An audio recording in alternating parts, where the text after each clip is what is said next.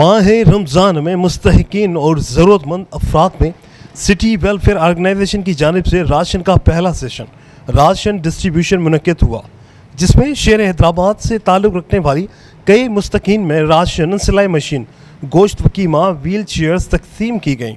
आने वाले शहरियों का कहना था कि हर साल की तरह इस साल भी सिटी वेलफेयर की जानिब से मुस्तहिकीन के लिए की जाने वाली कोशिशें काबिल तारीफ़ हैं और हम सिटी वेलफेयर के चेयरमैन के बेहद शुक्रगुजार हैं जो इस मुश्किल घड़ी में दुखी इंसानियत की खिदमत कर रहे हैं। इस मौके पर Hyderabad chamber of commerce and industries के सदर दिल सिद्दीकी, एडमिनिस्ट्रेटर बल्दिया आला हैदराबाद फारूक खान देसवाली, हैदराबाद ट्रेडर्स एसोसिएशन के सदर मुख्तार अहमद कुरैशी ने भी शिरकत की। बिस्मिल्लाहिर्रहमानिर्रहीम। मेरा नाम असलम खान देसवाली है। मैं सदर हूँ हैदराबाद सिटी वेलफेयर ऑर्गेनाइजेशन का। गुज़िश्ता 8 साल से हम अपने प्लेटफार्म से राशन डिस्ट्रीब्यूशन करते हैं दोस्तों के ताउन से।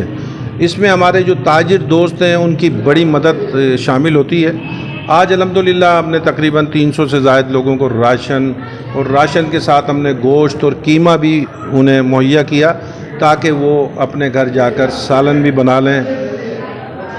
मेरी तमाम मुखय्यर हज़रात से अपील है कि जिस तरह और भी हमारे जो साथी हैं, दोस्त हैं, हमारे साथ ताउन करते हैं। असल में पिछले साल हमने 1000 अफराद को राशन दिया था और वो अल्लाह पाक ही हमारे हाथ से ये काम कराता है।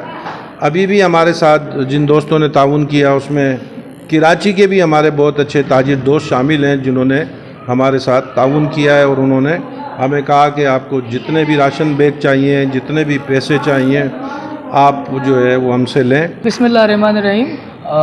आज हैदराबाद सिटी वेलफेयर ऑर्गेनाइजेशन के रूह रवा असलम खान देसवाली साहब की दावत पे मैंने यहाँ शिरकत की। रमज़ान की वजह से आपको पता है कि हम मुसलमान लोग रमज़ानों में खूब बढ़ चढ़ के एक तरीके से राशन डिस्ट्रीब्यूशन या और नेकी कमाने में लगे हुए होते हैं। तो इसी हवाले से हैदराबाद सिटी वेलफेयर ऑर्गेनाइजेशन की तरफ से एक प्रोग्राम का इनेकाद किया गया था राशन डिस्ट्रीब्यूशन का।